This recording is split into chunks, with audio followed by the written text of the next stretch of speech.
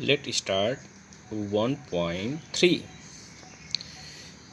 Student, just here you will fill a symbol of say a subset. अब हमें subset का symbol भरना है. सबसेट ये पूरी बिलोंग्स टू जैसा होता है बट थोड़ा डिफरेंट. कैसे? सबसेट और बिलोंग्स टू में थोड़ा अंतर होता है. सबसेट जो होता है ये पूरा मिला के एक एलिमेंट होता है, जो कि बिलोंग्स टू में सारे अलग अलग एलिमेंट्स होते हैं. परंतु एक चीज़ देखना है कि ये सारे एलिमेंट्स इसमें होने चाहिए. अगर हैं तो ये सबसेट होगा, अगर नहीं है तो सबसेट नहीं है. तो हमने देखा क्या, 2 3 4 2 3 4 इसमें भी है, यानी यहाँ पे क्या भरा जाएगा, सबसेट. लेकिन ए बी सी, यहाँ पे ए बी सी नहीं है, अतः यहाँ पे क्या भरा जाएगा, नॉट सबसेट. ठीक इसी तरह कहता है x such that x is a student of class 11 of your school.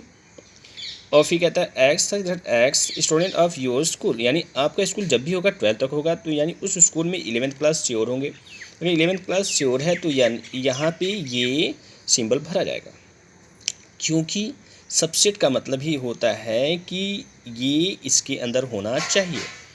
ठीक इसी तरह ये भी भरना है. आप देख लीजिएगा, कहता है पूरे जितने भी सर्कल होते हैं प्लेन लाइन पे, और इसमें कहता है कि एक यूनिट रेडियस, एक यूनिट वाले सर्कल, तो एक यूनिट वाले सर्कल के अंदर ये सारे सर्कल नहीं आ सकते, बल्कि ये इसके अंदर आएगा. यहाँ क्या हो जाएगा, नॉट सबसेट. इस प्रकार आपको ये फिलअप करना है. क्वेश्चन 2 में ट्रू एंड फॉल्स हमें देखना है. हमने देखा कि ए बी, इसमें ए बी है, जबकि यहाँ पे होना चाहिए सबसेट, और यहाँ पे है नॉट सबसेट, यानी ये क्या है, फॉल्स. ए ई, और कहता है English vowels in English alphabet, तो ए ई आई ओ यू सभी होते हैं, यानी ये सत्य है, क्योंकि यहाँ पे सबसेट लगा है. क्योंकि ए ई आई यू होगा तो यहाँ सबसेट होना चाहिए, और सबसेट लगा तो यानी सत्य है. इसी तरह ये इसमें 1 2 3 है, इसमें 1 2 नहीं है, तो यानी ये सबसेट नहीं है, तो यहाँ पे नॉट होना चाहिए, जबकि यहाँ पे है, यानी ये भी क्या है, फॉल्स. ट्रू और फॉल्स आप कर सकते हो. चलते हैं क्वेश्चन नंबर 3 की तरफ.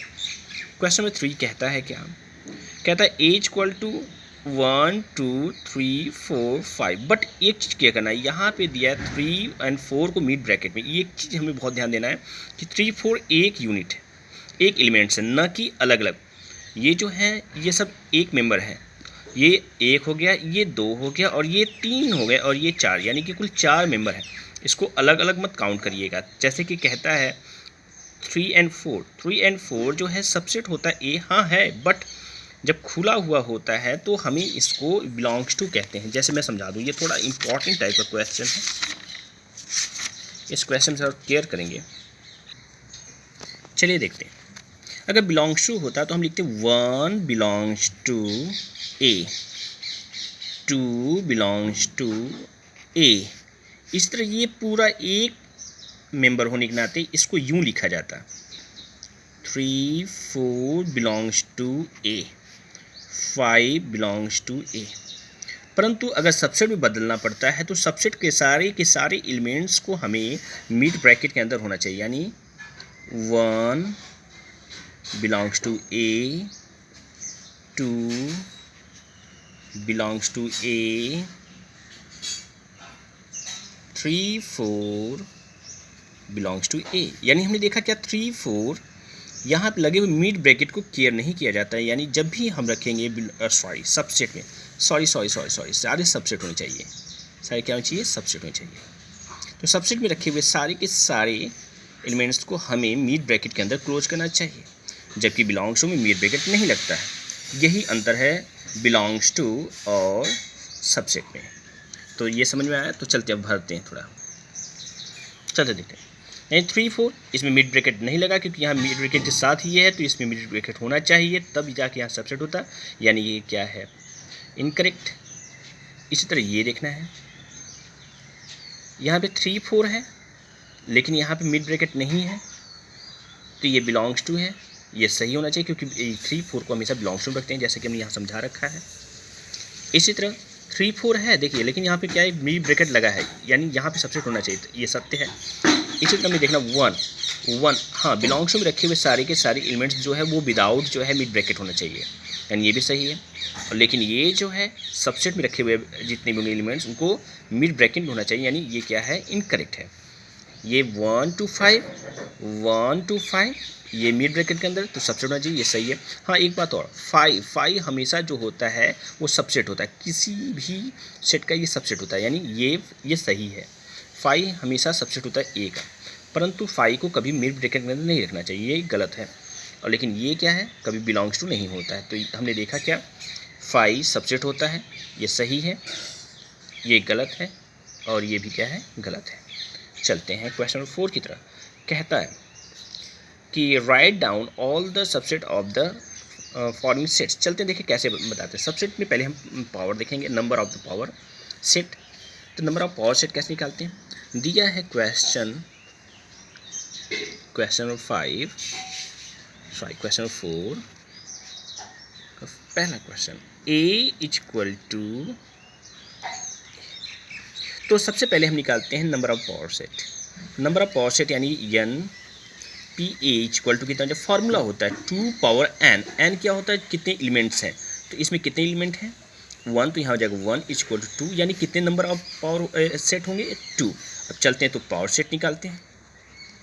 पावर सेट पहला 5 और दूसरा जो है ए। इसी तरह क्वेश्चन नंबर 2, क्वेश्चन 2 क्या कहते हैं, ए इक्वल टू ए बी।